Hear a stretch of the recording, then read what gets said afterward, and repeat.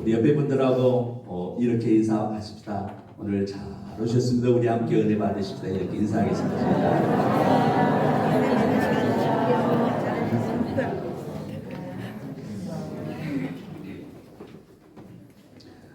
경희대학교 서정병 교수가 쓴 수수께끼 별곡이라고 하는 책이 있는데, 이 책에 아버지하고 아들이 목욕탕에서 나눴던 대화가 있습니다. 그 책 내용 중에 이런 내용이 있어요. 아버지하고 아들하고 목욕탕을 갔습니다. 목욕탕을 갔는데 먼저 아버지가 뜨거운 탕 속에 들어간 거예요. 뜨거운 탕 속에 들어가가지고 아이고 시원하다. 나이 드신 아버지가 시원하다 막 그러니까 아들이 궁금한 거예요. 그러니까 아빠 진짜로 시원해요? 그리고 엄청 시원하다. 그러니까 이 아들은 그냥 하고 이제 그 탕 속에 들어간 거예요. 근데 이 탕이 얼마나 뜨겁던지 너무 뜨거워가지고 이 아들이 그 탕 속에서 팍 뛰쳐나오면서 그랬다는 거예요. 세상에 믿을 놈 하나도 없다고 그랬다는 거예요. 세상에 믿을 놈이 하나도 없다고. 그러니까 그 얘기를 들었던 아빠가 기분이 나쁘잖아요. 기분이 나빠가지고 아들을 그냥 머리를 한 대를 쥐어 박았답니다. 그러니까 그 아들이 하는 말이 그랬대요. 때려라 때려. 네 아들 죽지 내 아들 죽냐 한번 그런다는 거예요. 그렇게 얘기했다는 겁니다. 이게 책에 나와 있는 얘기예요. 여러분, 이 이야기는 아마 웃기 위해서 어떤 교훈을 주기 위해서 우리에게 만들어낸 이야기이지만 그냥 웃고 넘어가기에는 너무 씁쓸한 그런 이야기지 않습니까?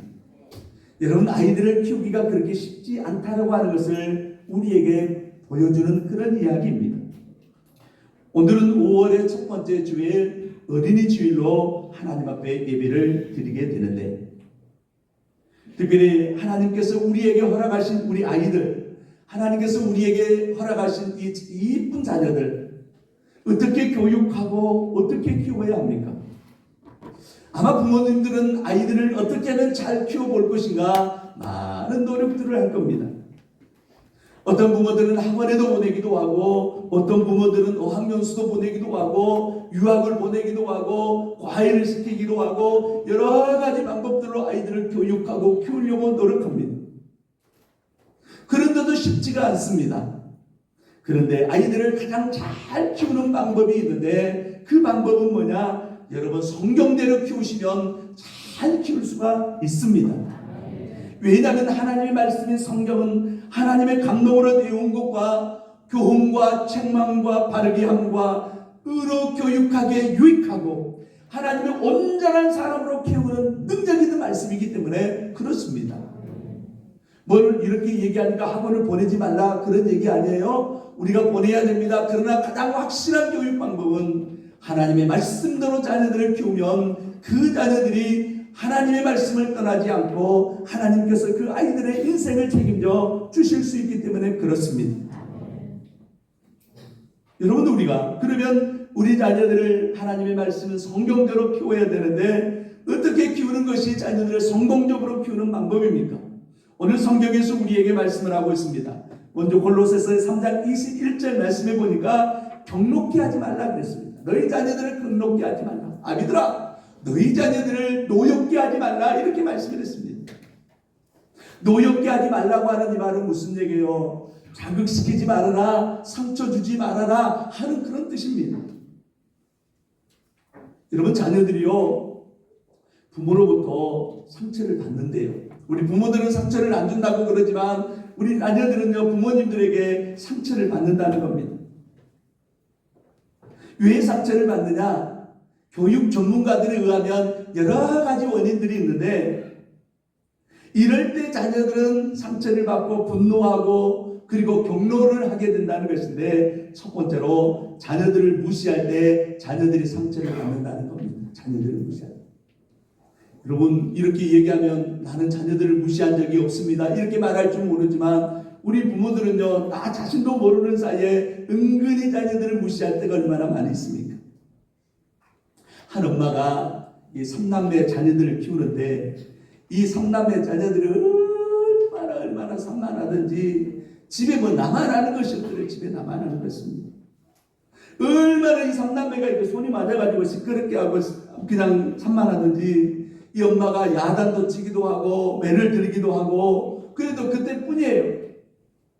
그래서 정신이 없었는데 어느 날 이 자녀들이 장난을 치다가 화분을 하나를 깨먹은 거예요. 화분을. 그러니까 엄마가 화가 난 거예요. 화가 나가지고 자녀들한테 그랬다는 거예요. 야, 진짜 너 같은 놈들을 처음 본다. 꼴도 보기 싫으니까 내 앞에서 당장 사라져. 그리고 너희들은 앞으로 나를 엄마라고 부르지 마라. 나는 오늘부터 너희들의 엄마가 아니야. 화가 나가지고 자녀들이 그렇게 쏟아 부었습니다. 그리고 부엌으로 갔습니다. 그런데요, 조금 있다가 아이들이 그러잖아요. 조금 있다가 한 아이가 엄마 눈치를 보면서 부엌에 와가지고 엄마에게 그랬대요. 아줌마 밥 주세요.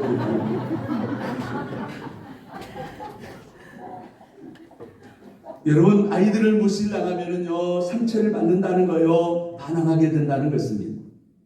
자녀는 부모의 소유물이 아니라 하나님께서 잠시 우리 부모들에게 잘 키우라고 맡겨준 소중한 존재들일 것입니다.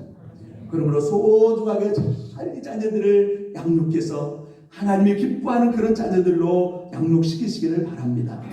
그 다음에 이 자녀들이 부모로부터 언제 상처를 받고 아파하느냐? 자녀들을 이해하려고 하지 않을 때. 이 부모들은요, 자녀들을 이해를 해줘야 되는, 이해하지 않으려고 할 때에 자녀들은 상처를 받는다는 겁니다.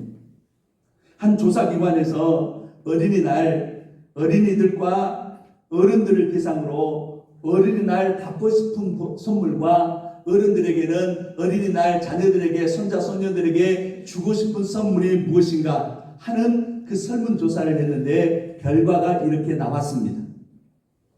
아이들이 부모나 할아버지에게 받고 싶은 선물, 첫 번째 핸드폰, 그것도 아이폰, 그거래요.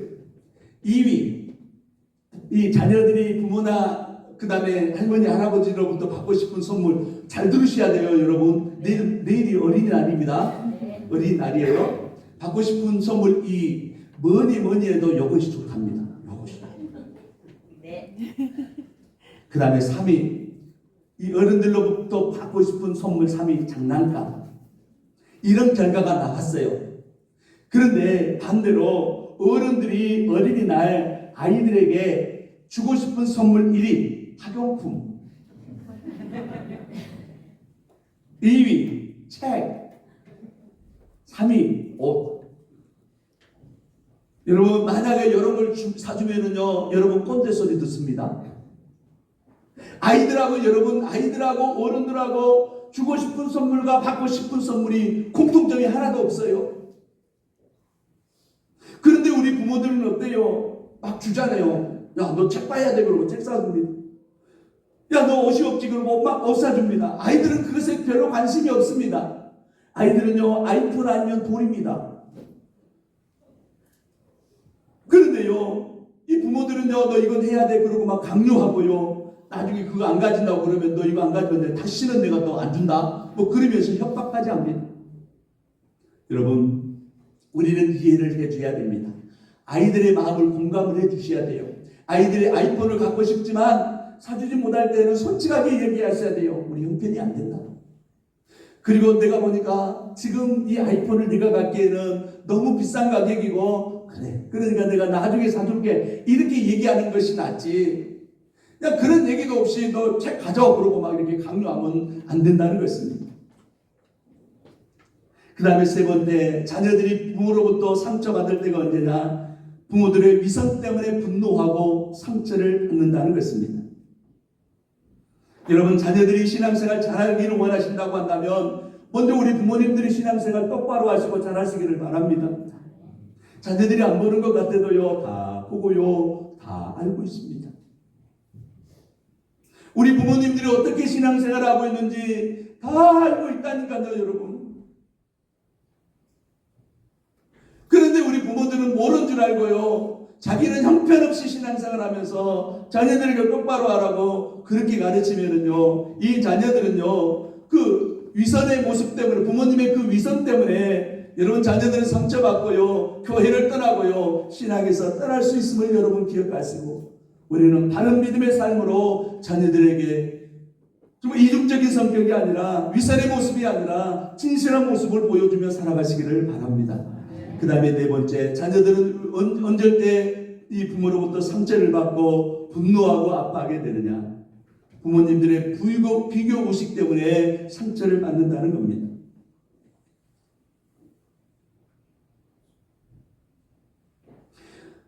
여러분, 자녀들이 제일 싫어하는 말 중에 하나가 뭔 줄 아신가요? 다른 아이들하고 비교하는 거예요. 다른 아이들. 여러분, 뭔 일 좀 있었나요? 오늘이 그 어린이 주일인데 완전히 기가 죽어가지고 여러분 왜 그러십니까? 우리 아이들도 있고 그러는데 아이들에게 진짜 예배의 모습을 좀 보여줘야 되지 않겠습니까? 그런데 얼굴이 찡찡해가지고 그렇게 나를 째려보시면 안 됩니다. 오늘 기쁜 날이잖아요. 제가 얘기했잖아요. 교회 오면 몇 번 웃으시라고요.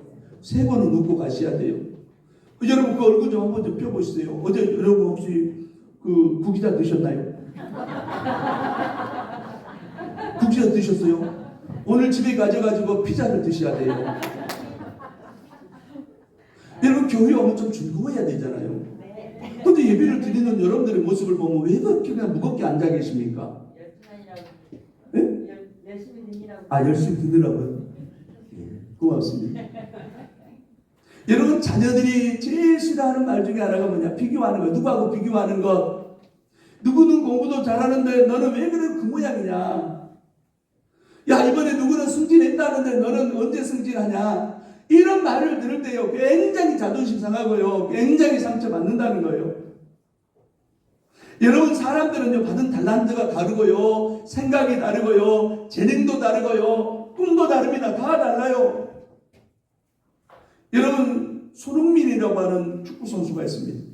다 아시죠? 네. 손흥민이라고 하는 축구 선수가 있는데, 이 손흥민이라고 하는 축구 선수는요, 학력이요, 고등학교 중퇴입니다. 여러분, 고등학교 중퇴예요. 그런데 고등학교 중퇴를 했지만 손흥민이를 우리는 뭐라고 그래요? 성공한 축구 선수라고 얘기하잖아요. 세계적인 축구 선수가 되어서 그의 이름을 세계에서 다 알고 있어. 아프리카에 가가지고도 손흥민 하면 알아먹는다는 거예요. 여러분, 가수인 인순이 씨가 있어요. 이분의 학력은, 최종 학력은 뭐냐? 중졸입니다. 고등학교 졸업하지 못하고 검정고시로 고등학교 간 사람입니다. 그러나 이분은 중학교만 졸업했을 뿐인데 얼마나 많은 사람들로부터 사랑받고 있습니다. 여러분, 각자 받은 달란트가 다 다른 거예요. 공부를 잘하는 달란트가 있고요, 운동을 잘하는 달란트가 있고요, 그림을 잘 그리는 달란트가 있고요, 음식을 잘 만드는 셰프가 되어지는 그런 달란트가 있는 겁니다. 그런데 공부 하나, 그 하나가지만 가지고 비교하면서 너는 왜 그 모양이냐고 그렇게 말하면 안 된다는 것입니다. 상처받습니다. 여러분, 그렇게 행복했던 야곱의 가정이 왜 행복이 깨지고 자녀들이 원수가 되어지는 삶을 살아야 했습니까? 아버지가 요셉만 사랑하는 그 편애함 때문이었습니다. 12명의 아들들 중에 11번째 아들이었던 요셉에게만 채색 옷을 입히고 좋은 음식을 먹이고 사랑을 하자 다른 형제들이 질투하고 분노하면서 그들의 마음속에 미움이 싹 텄니다. 그리고 그들의 안부를 묻기 위해서 왔던 요셉을 애굽의 인신매매범들에게 노예로 팔아버리는 끔찍한 일을 저지르고 말았습니다. 여러분, 비교하는 것, 편애하는 것, 열등감을 심어주고 좁개심을 가지게 하다가 결국은 내 자녀들이 망가지게 되는 것입니다. 그러므로 여러분, 비교하지 마시고 있는 그대를 보시고 칭찬해 주시고 격려해 주시기를 주님의 이름으로 축원합니다. 그러면 그 자녀들이 말씀에서 떠나지 아니하고 말씀 안에서 잘 자라게 될 줄로 믿습니다. 그 다음에 두 번째, 우리 자녀들을 하나님의 말씀으로 키우면 확실하다고 제가 말씀을 드렸는데 예배소서 6장 4절 말씀에 이렇게 말씀합니다.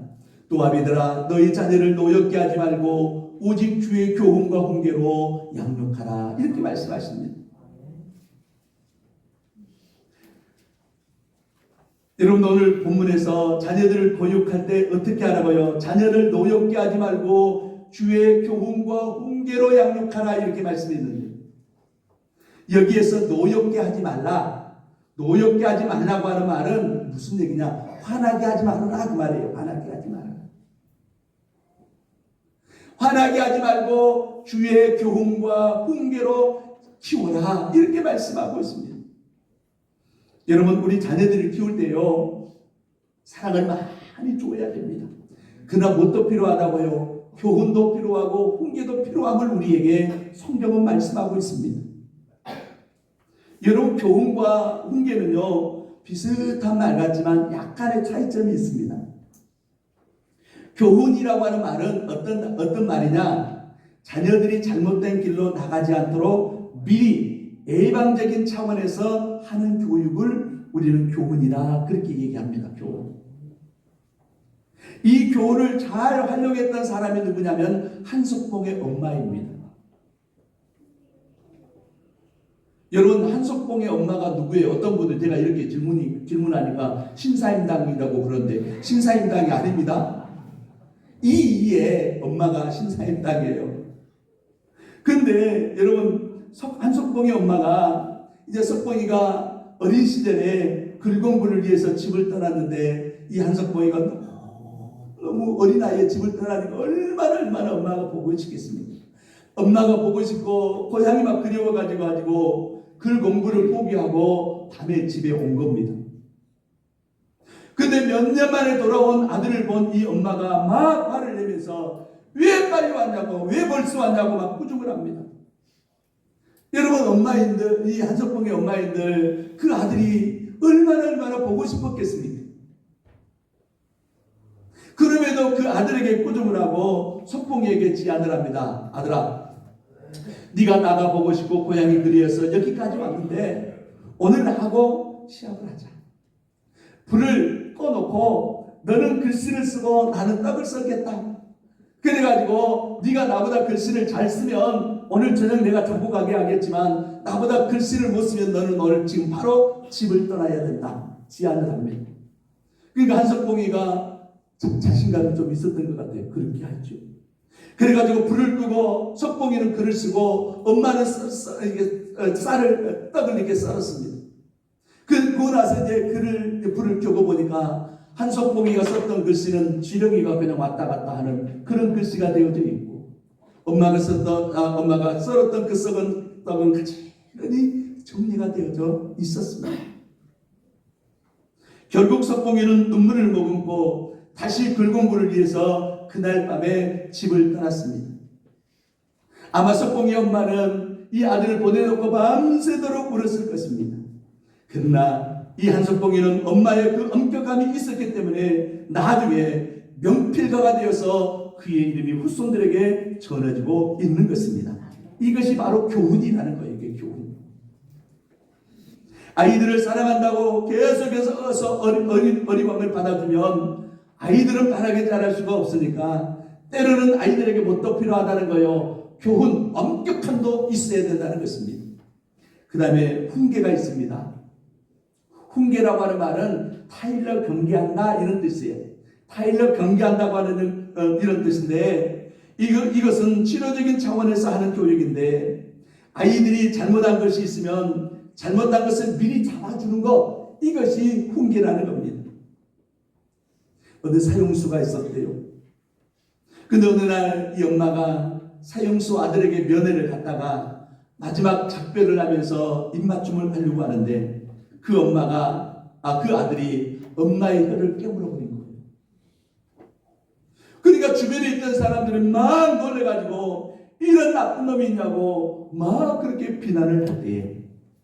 아들이 그 엄마와 사람들 앞에서 이렇게 말했다고 합니다. 내가 지금 사형수가 된 것은 우리 엄마의 책임이 큽니다.